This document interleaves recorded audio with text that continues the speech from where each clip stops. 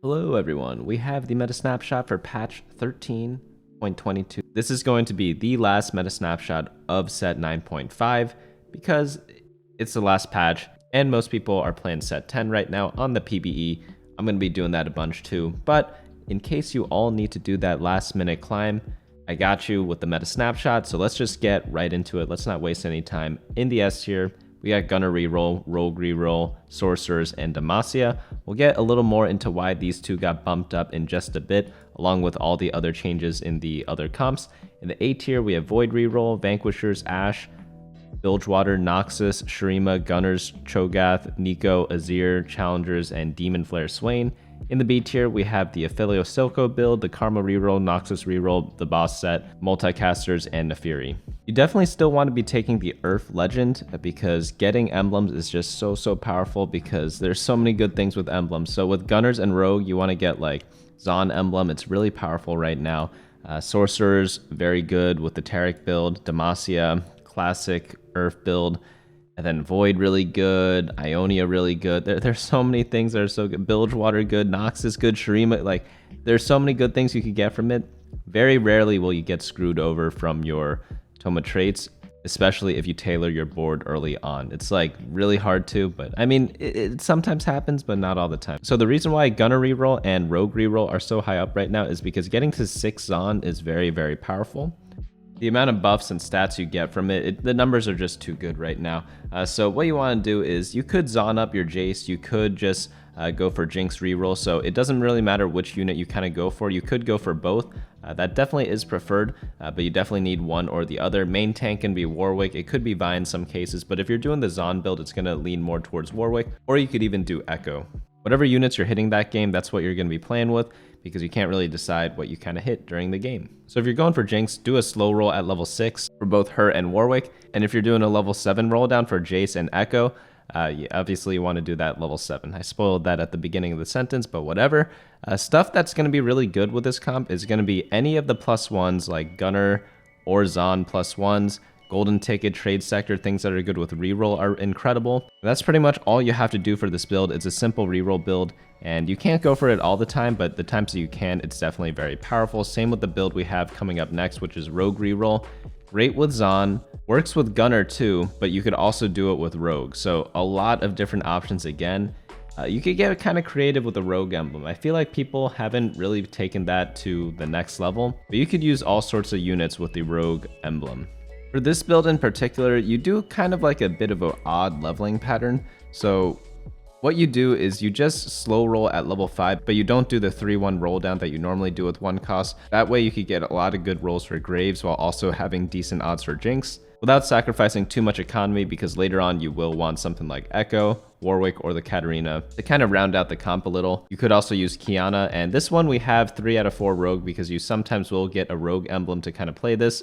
So just mix around your comp a little bit depending on what you're hitting. Sometimes you want 4 Rogue, sometimes you go a little deeper into Zon, go like 6 Zon, sometimes you drop down to like 2 Gunner, for example. Lots of different things you could kind of do here and try, but a ton of different units you could go for, and there are a bunch of item recommendations down here too. Next build up we have is Sorcerers, so a lot of people were asking me to include this into the meta snapshot, and we finally are going to do it now. Obviously we had Sorcs for a while, but we just didn't update the Taric build, so you just want QSS Taric with the Gargoyle Stone Plate. Third item doesn't really matter. It could be like a generic tank item like a Warmogs, it could be another Stone Plate, it could be almost anything. The main important ones are going to be the Stone Plate and the Quicksilver. That way Taric just gets his shield off very often. After that you have Silco in the backline to do Silco things. Ahri pretty solid too. +1 Sorcerer is going to really take this comp all the way to the top because you really need it in order to get to 8 Sorcerer. It's a very big power spike. Taric shield is amazing. It kind of protects your whole team while Silco slowly burns everything down. There are some different versions of this. Obviously, you could play it with 6 Sorcerers. You take out Orianna and Malzahar to add in stuff like Jarvan, Sona, things like that if you want multicaster or if you want more strategists. Lots of different things you could do. Sometimes you get 2 Sorcerer Spatulas or 2 Sorcerer +1s, and that makes your team look a little different too. For items, just like blue buff on Silco plus damage items, Vel'Koz is Spear of Shojin plus damage items, Ahri either, preferably blue buff though, plus damage items. Nothing too much has really changed there in this recent patch. because the itemizations for champions generally doesn't change that much. But next up we have is Demacia. Demacia is kind of funny because you definitely want to go level 9 with the Demacia because you want to hit the 9 Demacia power spike. Doesn't happen every game because you often can't get +2 Demacia, but if you ever do, you just auto win the game as long as you get to level 9. So always play with that win condition if you can. So if you have like 2 Demacia spats early on in the game, and then you're heading into stage 4, and you're picking your augment in stage 4, and something that gives you an extra team slot comes up, definitely take it because that just brings your team to the next level. It doesn't matter if your entire team is 1-starred, you will win with 9 Demacia. You could like quote me on that. You will not place worse than 3rd place if you get 9 Demacia in any way, even if you're all 1-star. It's just literally impossible. I've seen it too many times and it's actually kind of like distressing how good it is, because I would figure you want at least like Mordekaiser 2-star or like Jarvan 2-star in order to get like auto first. I'm saying 3rd place very conservatively. You most likely at worst will get 2nd, but I'm saying 3rd place so no one kind of like blames me for getting a 4th or something, you know? Because you'll probably get 2nd or 1st, most likely 1st, sometimes 2nd. That's how good 9 Demacia is. Some questions people have been asking me is about the itemization. So for Mordekaiser, obviously RFC is going to be the preferred item, but a lot of people say, hey, I cannot get 2 bows for RFC because I'm winning too much with Demacia. And what can you do instead? So a great item replacement for Mordekaiser is to build a Quicksilver Sash on him, because that pretty much does the same thing. It lets him get a lot of attacks off and it keeps him a little bit safe. So if you're ever in a pickle, can't get bows for Mordekaiser, just go for the Quicksilver. You're going to be good to go there. Jarvan uses any tank items. Protector Vow's the best. Fiora, Titans BT.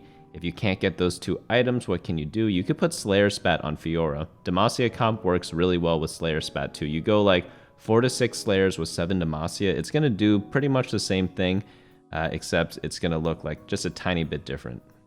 But you could replace a Bloodthirster with like other healing items, worst case scenario. Obviously you prefer the Bloodthirster, but hey, you can't pick every single item you get in the game. So standard leveling for this comp, and also always make sure only put 2 items on each unit just so that they don't lose the Radiant item, because that kind of defeats the purpose of the comp. But I've seen people do it, even people in like Grandmasters. I was spectating someone in Grandmasters and he accidentally put multiple items on his Demacia unit and didn't get a Radiant item.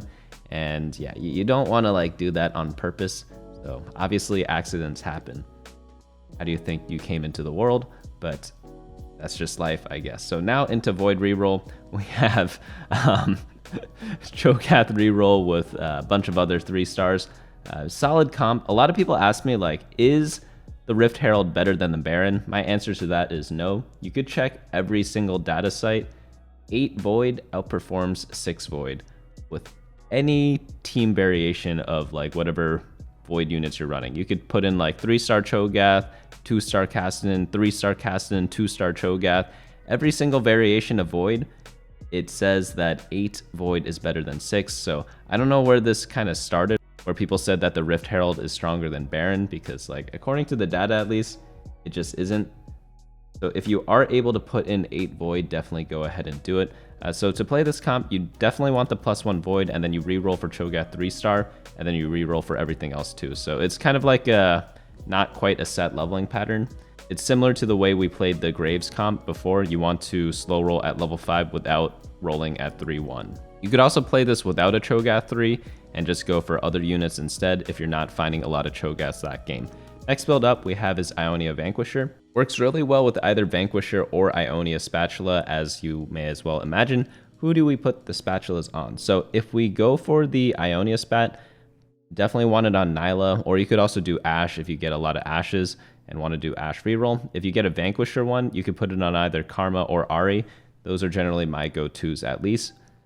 And then you could even itemize them because they're going to be super buffed up. Other things you could do is go for 9 Ionia in the late game. 6 Vanquisher is good in the mid to late game if you get a lot of +1, so definitely playable with Earth. So even though you don't see any spatulas in this team comp over here, getting the +1 is still very, very welcome.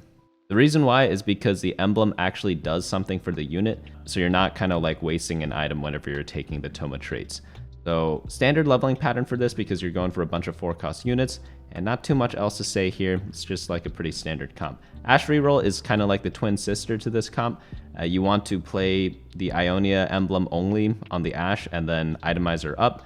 Other things you could do in this comp if you can't get Nilah is play Ashe instead of Nilah, and then like even if you don't have Ionia Spatula, you could put utility items on her such as Last Whisper and Morellonomicon, and she becomes like one of the strongest support units in the game. But if you're doing Ashe carry like you are down here, you definitely want the damage items on Ashe.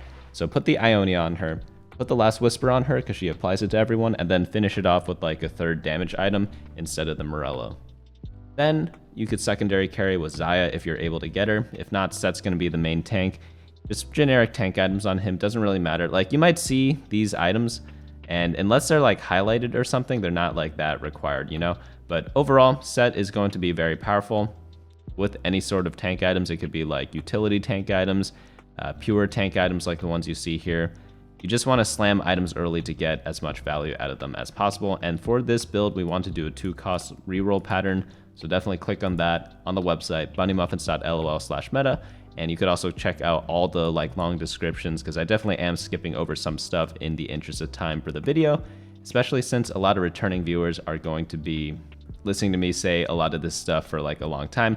I try to keep updates on like what's happening every single Friday whenever I do these, but sometimes it probably does get a little repetitive for some people. So I mainly do that for all the new viewers who are kind of coming back. But going into the next comp we have is BilgeWater.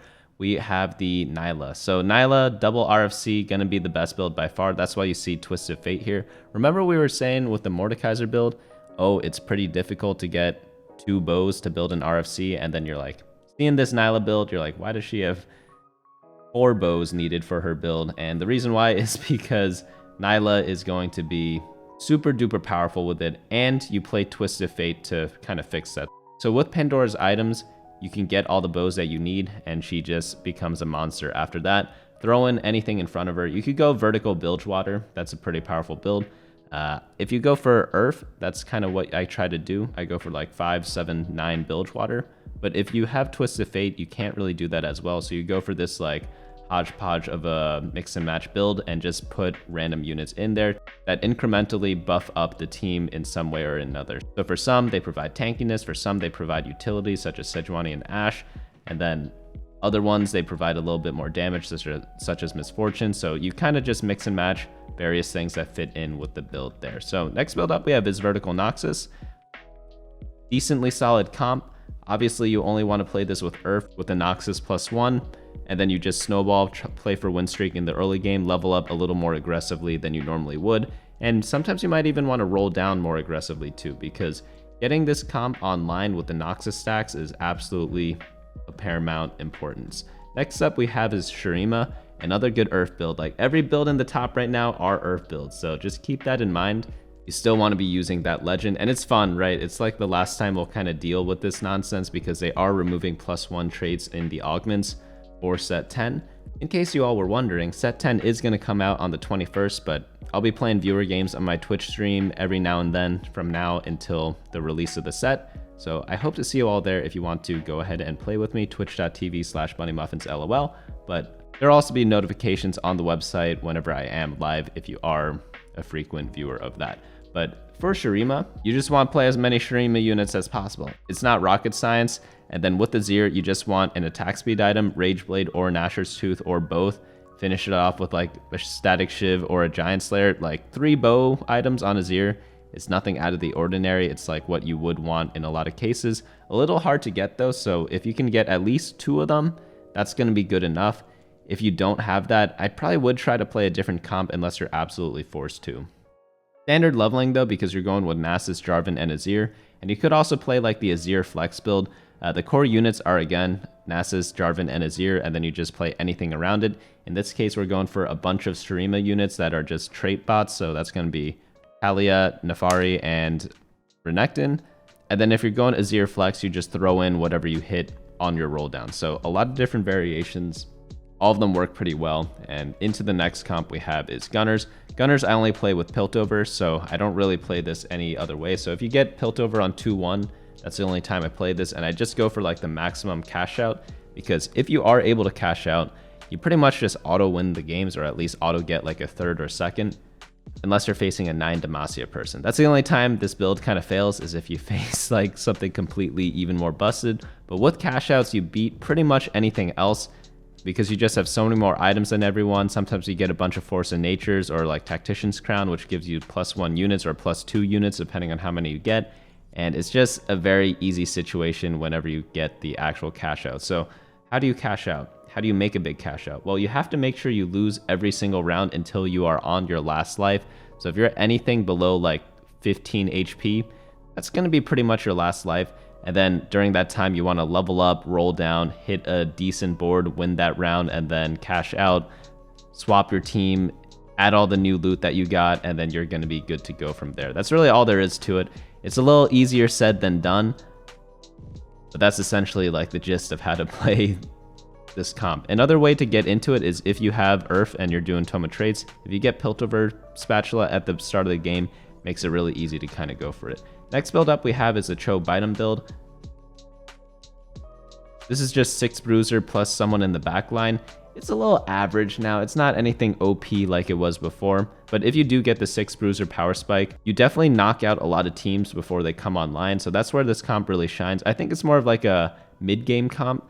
Once you get that Cho'Gath 3, no one else is kind of prepared to take him down. But once you get into like late stage 5, early stage 6, definitely not feeling the power of this comp anymore, especially with like a 1-cost carry in the back line, 1-cost tank in the front line. You need to get like something ridiculous to kind of compete with this later on, or hit like level 9, play a bunch of 2-star legendaries, and then that's another way to kind of do it. But overall, like solid comp. Definitely want to do 1-cost reroll pattern. So that's going to be rolling down at level 4 to 30 gold on stage 3-1, because you're going for Renekton, Cho'Gath, and Malzahar, or Cassiopeia, whichever one you hit. Next build up we have is Neeko Invokers.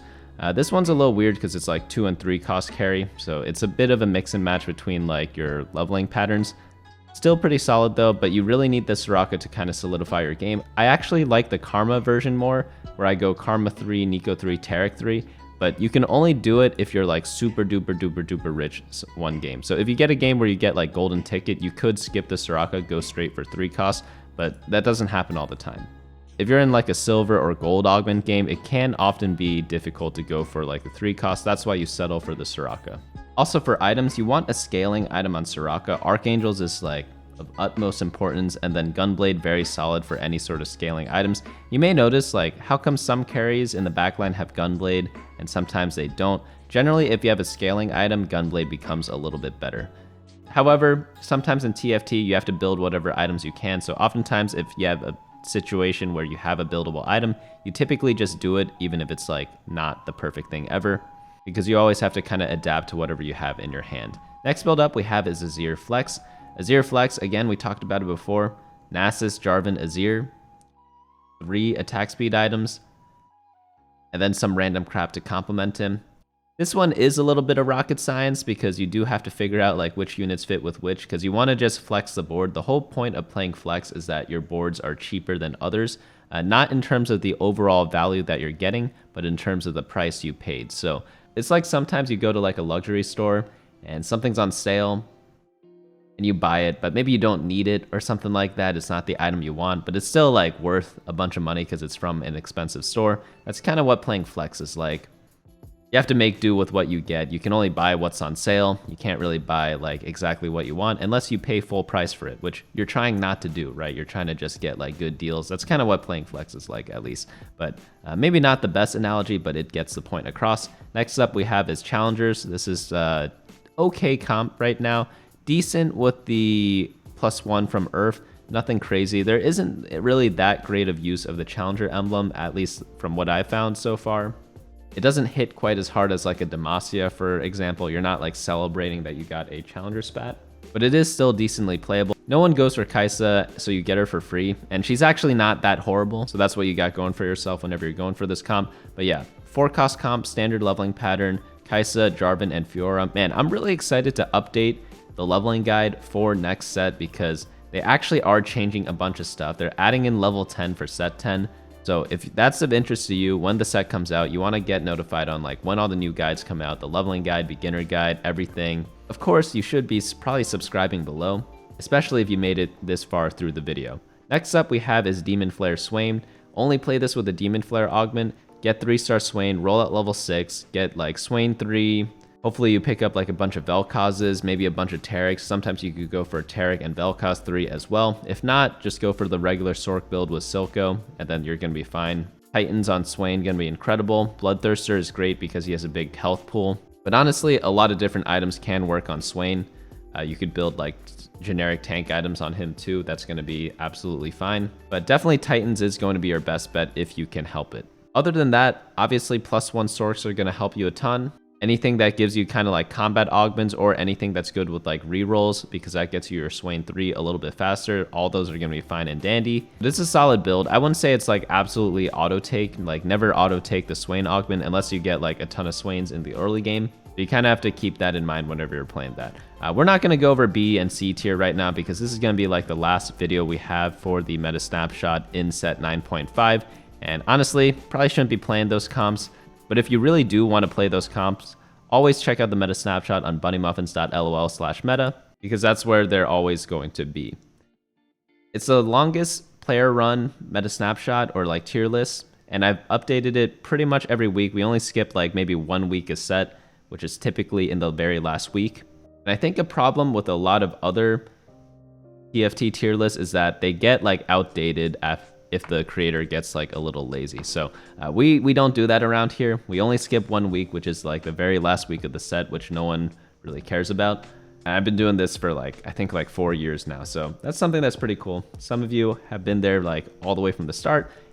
Some of you have joined as you like started TFT throughout the years. And obviously I thank everyone for watching because I would not be able to do this without you all. But of course, everyone who does watch this a lot knows everything is available on the website. So if you are new, definitely want to check that out because there are a lot more notes in there. And in the next set, I'm going to be adding like detailed pages for each individual comp that go beyond what's in the meta snapshot for people who want like even more information. And it's going to be all free just on the website. So again, that's probably going to be happening in Sett 10. Hopefully you all are enjoying this format, and I hope to see you all in the future videos or on my stream. I'll be streaming throughout the week. Hey guys, thanks so much for watching. Don't forget to share and subscribe, and of course smash that like button. Each like is an LP I gain before the next video.